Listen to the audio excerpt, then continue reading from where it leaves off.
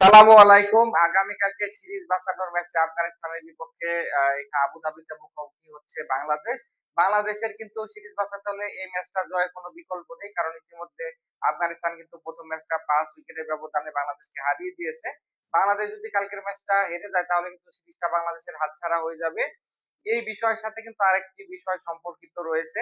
২০২৭ যে one day world cup অনুষ্ঠিত হবে সেখানে খেলতে হলে কিন্তু বাংলাদেশকে র‍্যাংকিং ৮ এর মধ্যে থাকতে হবে এবং এই অক্টোবর মাস কিন্তু শুধু কাউন্ট হবে। সেক্ষেত্রে বাংলাদেশের কিন্তু তার ৫ টা ম্যাচ রয়েছে। এখানে আফগানিস্তানের বিপক্ষে ২ টা ম্যাচ এবং ১৮ তারিখ থেকে ২৩ তারিখ পর্যন্ত কিন্তু ৩ টা ওয়ানডে ম্যাচ হবে ওয়েস্ট ইন্ডিজের বিপক্ষে। এই ৫ টা ম্যাচের মধ্যে ৫ টা ম্যাচই কিন্তু বাংলাদেশকে জিততে হবে। না হলে কিন্তু বাংলাদেশ র‍্যাংকিং ৮ এর মধ্যে আসতে পারবে না। যেহেতু আফগানিস্তান এবং হচ্ছে একই সাথে ওয়েস্ট ইন্ডিজ কিন্তু বাংলাদেশের থেকে র‍্যাংকিং এখন এগিয়ে। ৫ ম্যাচ যদি বাংলাদেশের একটা ম্যাচও হেরে যায় সেক্ষেত্রেও কিন্তু বাংলাদেশকে ২০২৭ এর যে মূল আসর সেখানে খেলতে হলে কিন্তু কোয়ালিফাইং রাউন্ড খেলতে হবে। সেখানে হচ্ছে উগান্ডা, এখানে নামিবিয়া এই সমস্ত দলের বিপক্ষে কিন্তু আমাদের খেলতে হবে। তো বাংলাদেশ কিন্তু আসলে সেটা চাইবে না।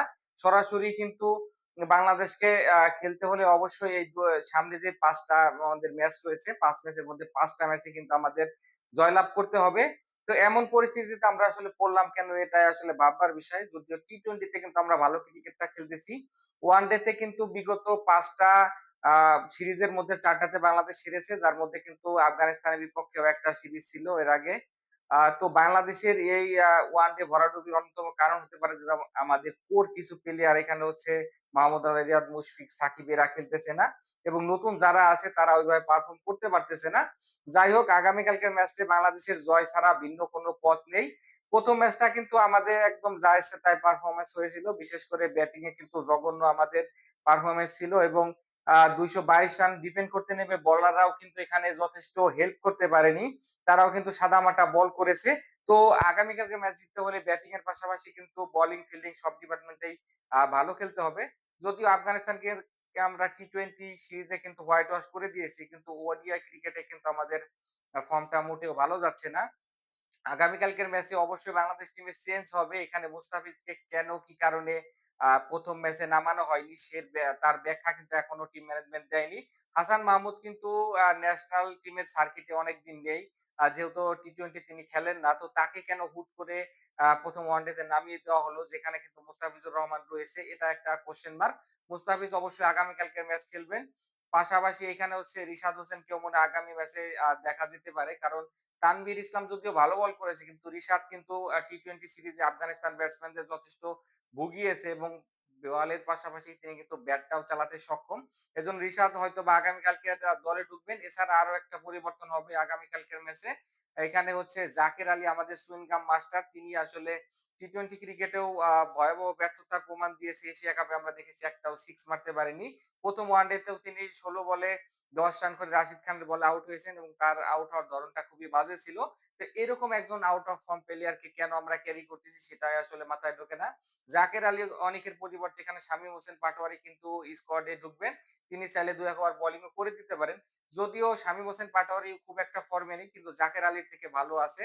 আসলে আমাদের বেঞ্চে আর কোন ওরকম প্লেয়ার কিন্তু ব্যাকআপে নেই। আর মনে হয় না ব্যাটিং এ কোথাও কোনো পরিবর্তনের সুযোগ রয়েছে। এখানে তানজিদ তামিম অনেকদিন ধরে কিন্তু ওডিআই ক্রিকেট খেলতেছেন। এখানে সাইফের সিনিয়র পার্টনার। তো তাকে কিন্তু ভালো করতে হবে। সাইফ হাসান ২৬ রান করেছিল। কিন্তু বাজে একটা শট খেলে আউট হয়ে যান। তাকেও কিন্তু ওডিআই সার্কিটে মানিয়ে নিতে হবে। নাজমুল হোসেন শান্তকে কিন্তু এখানে হচ্ছে ওয়ান ডাউনের দায়িত্ব নিয়ে খেলতে হবে। বাংলাদেশের one of the senior campaigner হচ্ছে শান্ত। তো শান্তকে বড় ইনিংস খেলতে হবে। পাশাপাশি তাওহিদ হৃদয় রয়েছে। তাওহিদ হৃদয় কিন্তু মিডল অর্ডারে আমাদের অন্যতম ভরসা। ঐদিন মিরাজের সাথে একটা পার্টনারশিপ হয়েছিল। কিন্তু তাদের স্ট্রাইক রেট ছিল ৭০ এর নিচে। আ আবুধাবির এই পিচটা কিন্তু ব্যাটিং এর জন্য যথেষ্ট ভালো। তো এই পিচে ৭০ এর নিচে আ স্ট্রাইক রেট কিন্তু একদম আনএক্সেপ্টেবল। পাশাপাশি মেহেদী মিরাজও কিন্তু ঐদিনকে ভালো একটা নক খেলে 60 করে। মেহেদী মিরাজ এবং হৃদয়কে কিন্তু এখানে মিডল অর্ডারে গুরুর দায়িত্ব নিতে হবে। এরপরে যদি শামীম খেলে, শামীম রয়েছে, রিশাদ, পাশাপাশি নুরুল হাসান সোহানেরও ভালো নক খেলতে হবে। না হলে কিন্তু আমরা সিরিজটা তো হারাবোই। ২০২৭ এ কিন্তু আমাদের মূল পর্বে খেলা নিয়ে শঙ্কা জাগবে। সেক্ষেত্রে কিন্তু কোয়ালিফাইং রাউন্ড খেলতে হবে। যেটা কিন্তু বাংলাদেশ ক্রিকেটারের মতো বাংলাদেশের প্রতিটি ফ্যান কিন্তু কোনোভাবেই চায় না। আশা করব যে বাংলাদেশ আগামীকালকে ম্যাচে জয়লাভ করবে এবং টিকে থাকবে এবং আগামী যে ৫ টা আমাদের ম্যাচ রয়েছে ৫ টা ম্যাচে বাংলাদেশ কিন্তু এখানে জয়লাভ করে ৮ এর মধ্যে থাকবে র‍্যাংকিং এ, তাহলে কিন্তু আমরা ২০২৭ এ মূল পর্বে খেলতে পারবো। বাংলাদেশি প্লেয়ারদের মধ্যে কিন্তু সেই ক্যাপাবিলিটি রয়েছে, কিন্তু সেটা মাঠে ইউটিলাইজ করতে না পারলে তো আসলে কিছু বলার নেই। আগামীকালকের ম্যাচে অবশ্যই কিন্তু আমাদের ফোকাস থাকবে। সকলে ভালো থাকবেন। দেখা হচ্ছে নেক্সট ভিডিওতে। আল্লাহ হাফেজ।